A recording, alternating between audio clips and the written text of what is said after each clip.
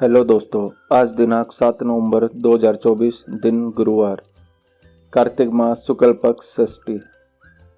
अब खबरें विस्तार से।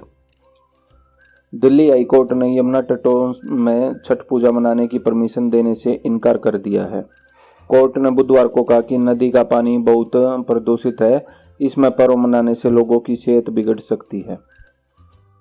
सुप्रीम कोर्ट ने कार के लाइसेंस यानी light motor vehicle license holders को 7500 किलो तक वजन वाली गाड़ियां चलाने की परमिशन दे दी है। बुधवार को सुनवाई के दौरान कोर्ट ने कहा कि ऐसा कोई डाटा नहीं है जो साबित करता हो कि एलएमवी ड्राइविंग लाइसेंस होल्डर्स देश में बढ़ती सड़क दुर्घटनाओं के लिए जिम्मेदार हैं।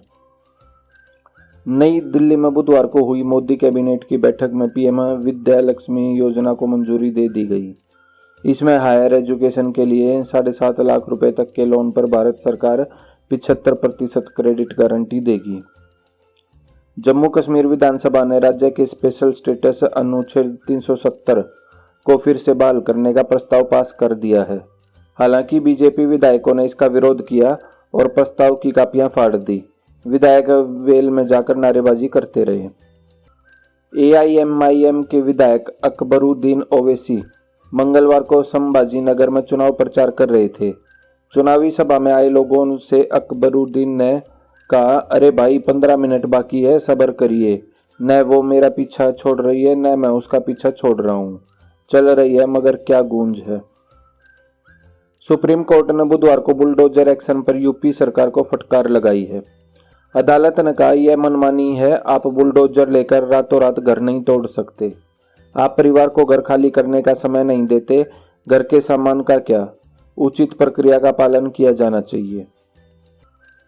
राहुल गांधी ने कहा, देश में जाति जनगणना होगी और इससे दलितों, ओबीसी और आदिवासियों के साथ हो रहे अन्याय का पता चलेगा। जाति जनगणना से सब कुछ स्पष्ट हो जाएगा, सभी को पता चल जाएगा कि उनके पास कितनी शक्ति है और हमारी भूमिका क्या है। केंद्रीय मंत्री नितिन गडकरी को बुधवार को सोशल मीडिया प्लेटफॉर्म यूट्यूब का गोल्डन बटन दिया गया है। उनके यूट्यूब पर 10 लाख सब्सक्राइबर हो गए हैं। नितिन गडकरी ने 2021 में अपना यूट्यूब चैनल शुरू किया था, जिस पर अभी तक लगभग 4200 वीडियो पोस्ट किए गए हैं। महाराष्ट्र विधानसभा के पहले नेशनलिस्ट कांग्रेस पार्टी के चुनाव चिन्ह घड़ी के विवाद पर सुप्रीम कोर्ट ने बुधवार को अजीत पवार की पार्टी को राहत दी। हालांकि अदालत ने अजीत और शरद पवार की एनसीपी को नसीहत भी दी, कहा कि वे कोर्ट में अपना समय बर्बाद न करें बल्कि चुनाव में जाकर वोटरों को लुभाएं।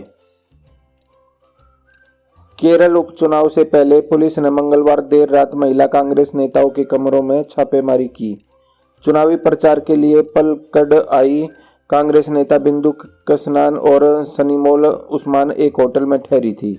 इस दौरान पुलिस ने उनके कमरों में तलाशी की। चित्रकूट में आरएसएस प्रमुख मोहन भागवत ने कहा, संतों के कार्य में कोई बाधा न आए, इसलिए संघ का काम है कि डंडा लेकर संतों की रक्षा करे। कुछ ताकतें भारत को दबाने का प्रयास कर रही हैं, लेकिन सत्य कभी दबता नहीं है। महाराष्ट्र के सीएम ने महायुति गठबंधन के घोषणा पत्र के 10 प्रमुख वादों का ऐलान किया। मंगलवार को कोल्हापुर में जनसभा के दौरान उन्होंने कहा कि विजन महाराष्ट्र 2029 के लिए सरकार बनने के 100 दिनों के भीतर इन वादों को पूरा किया जाएगा। भारत के एयरपोर्ट्स पर सिख कर्मचारी कृपान नहीं पहन सकेंगे। इसको लेकर 30 अक्टूबर को दी ब्यूरो ऑफ सिविल एविएशन ने ऑर्डर जारी किए थे। बीसीएएस ने अपने आदेश में कहा कि एयरपोर्ट्स पर कार्यरत सिख कर्मचारियों को सुरक्षा के मद्देनजर कृपान नहीं पहन सकेंगे। आरएसएस के प्रमुख डॉक्टर मोहन भागवत ने कहा कि यह विश्व हमारे ऋषि मुनियों को हुई सत्य की अनुभूति का परिणाम है। राष्ट्र की नींव में भी सनातन धर्म का वही मूल है जिसमें सभी को धारण करने की क्षमता है। आज देश में धर्म अधर्म की लड़ाई चल रही है। स्वार्थ का दैत्य भारत को दबाने की कोशिश में है। जम्मू कश्मीर के राजौरी में सड़क हादसे में शहीद आर्मी जवान बद्रीलाल यादव का सैन्य सम्मान के साथ अंतिम संस्कार किया गया। आगर मालवा के पैतृक गांव नरहल में शहीद के दोनों ने पार्थिव देह को मुखाग्नि दी। भारतीय वायुसेना के रुद्र हेलीकॉप्टर की नागौर के मेड़ता में इमरजेंसी लैंडिंग कराई गई। बताया जा रहा है कि तकनीकी खामी आने के कारण इसे जसनगर के खेतों में लैंड कराया गया, तकनीकी खामी को दूर करने के बाद हेलीकॉप्टर ने फिर से उड़ान भरी। ट्रंप ने कहा, यह पहली बार हो रहा है जब हमारी पार्टी ने सभी स्विंग स्टेट्स में जीत हासिल की है। इससे पहले हम सिर्फ 2-3 स्विंग स्टेट में जीत हासिल कर पाते थे। डोनाल्ड ट्रंप का अमेरिका का नया राष्ट्रपति बनना तय है। नतीजे भले आज ही क्लियर हो गए, लेकिन ट्रंप का शपथ ग्रहण समारोह 20 जनवरी 2025 को होगा। डोनाल्ड ट्रंप फिर से अमेरिका के राष्ट्रपति चुने गए हैं। उन्हें 50 राज्यों की 538 में से 277 सीटें मिली हैं। बहुमत के लिए 270 सीटें जरूरी हैं। डेमोक्रेटिक पार्टी की कैंडिडेट कमला हैरिस कड़ी टक्कर देने के बावजूद 224 सीटें ही जीत पाई।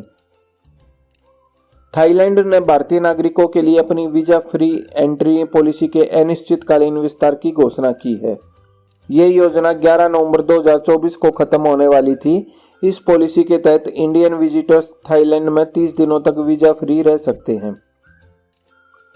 सोना 10 ग्राम 24 कैरेट सोने की कीमत 430 रुपये कम होकर 78,136 रुपये हो गई है। वहीं चांदी के भाव में 1360 रुपये की गिरावट आई। चांदी के दाम 92,901 रुपये प्रति किलो हो गए हैं। टाटा स्टील का वित्त वर्ष 2024-25 की दूसरी तिमाही नेट प्रॉफिट सालाना आधार पर बढ़कर 758.84 करोड़ रहा। एक साल पहले की समान तिमाही में कंपनी को 6,511 करोड़ रुपए का लॉस हुआ था। अमेरिकी राष्ट्रपति चुनाव वोटिंग और नतीजों के बीच सेंसेक्स 6 नवंबर को 901 अंक की तेजी के साथ 80,378 के स्तर पर बंद हुआ। निफ्टी में भी 270 अंक की तेजी रही। यह 24,484 के स्तर पर बंद हुआ। Air India air transport services limited ने 100 से ज्यादा पदों पर भर्ती निकाली है। उम्मीदवार ऑफिशियल वेबसाइट पर जाकर आवेदन कर सकते हैं। उम्मीदवारों के लिए इंटरव्यू का आयोजन 11 से 14 नवंबर तक किया जाएगा।